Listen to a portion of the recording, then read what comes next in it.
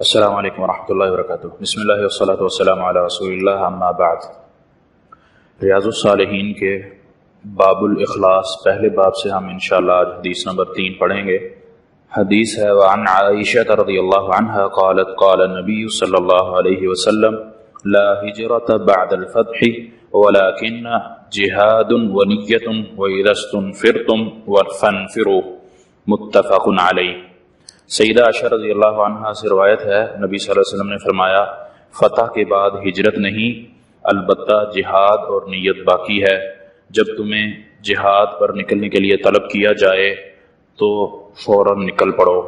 بخاری و مسلم۔ رسول اللہ صلی اللہ علیہ وسلم کی اس حدیث سے ہمیں بعض چیزوں کا درس ملتا ہے، جس میں سب سے پہلے یہ ہے کہ ہجرت جو مکہ فتح ہونے کے بعد محدثین نے اس کا معنی یہ لکھا ہے کہ لا ہجرت من مکہ لأنہا صارت دار اسلام، کہ ہجرت جو ہے وہ مکہ فتح ہونے کے بعد نہیں ہے، کیونکہ اب مکہ بھی اسلام کا قلعہ بن گیا، دار السلام بن گیا۔ ہجرت کیا چیز ہے؟ ہجرت اس چیز کو کہتے ہیں، اس کام کو کہتے ہیں کہ ایک کافر ملک سے یا ایک اس جگہ سے جہاں اسلام کا نفاذ نہیں ہے، وہاں اسلام کی تعلیمات پر عمل کرنا مشکل ہے، وہاں سے ہم کسی دوسری جگہ منتقل ہوتے ہیں خالص اسلام پر عمل کرنے کے لیے، اس نیت سے کہ ہم اسلام پر اپنی زندگی بسر کریں، اور دوسرے شہر یا دوسرے ملک یا دوسرے علاقے میں جاتے ہیں، اس کو ہجرت کہتے ہیں، جس کا ثواب بہت بڑا ہے کہ اس کی زندگی کے ہجرت کرنے والے انسان کی زندگی کے سابقہ تمام گناہ معاف کر دیے جاتے ہیں۔ یہ اس کا ہجرت کا ثواب ہے۔ دوسرا مسئلہ جو ہمیں اس حدیث میں ملتا ہے کہ بعض اللہ کے نبی علیہ الصلوۃ والسلام کے دور میں بعض لوگ فتح مکہ کے بعد بھی ہجرت کرنا چاہتے تھے، تو اللہ کے نبی علیہ الصلوۃ والسلام نے ان کو یہ حکم دیا کہ فتح مکہ کے بعد کوئی ہجرت نہیں ہے، البتہ کوئی اس نیت سے جہاد میں شریک ہوتا ہے، حسن نیت سے کسی دوسرے ملک جاتا ہے کہ میں وہاں اسلام کی تعلیمات دوں، اسلام کا بول بالا کروں، تو اس کو اللہ تعالیٰ وہی ثواب دیں گے، کیونکہ ثواب کا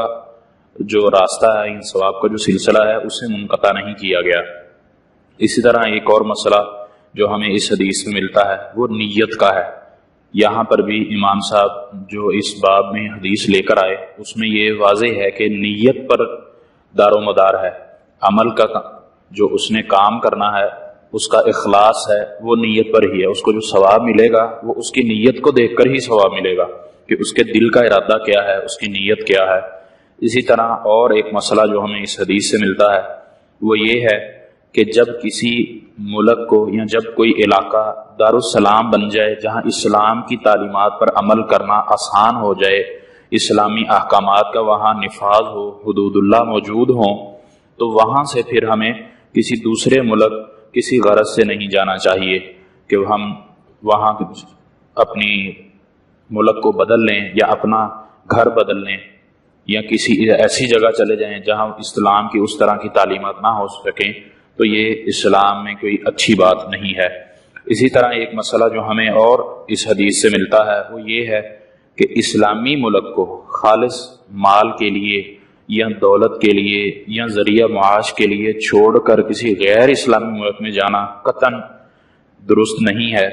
اگر انسان سوچتا ہے کہ اس ملک میں اگرچہ وہ اسلامی ملک ہے، اس اسلامی ملک میں رہ کر میرا زندگی معاش، میرا ذریعہ معاش اچھا نہیں ہے، تو میں کسی دوسرے ملک چلا جاتا ہوں، جس طرح ہمارے ہاں ابھی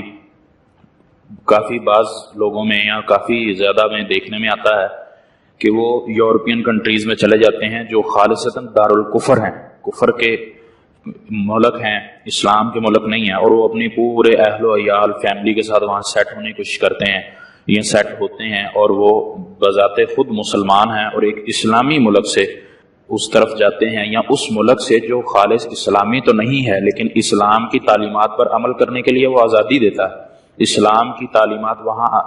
اسلام کی تعلیمات پر آپ مکمل عمل کر سکتے ہیں، تو ایسی صورت میں کسی دوسرے ملک،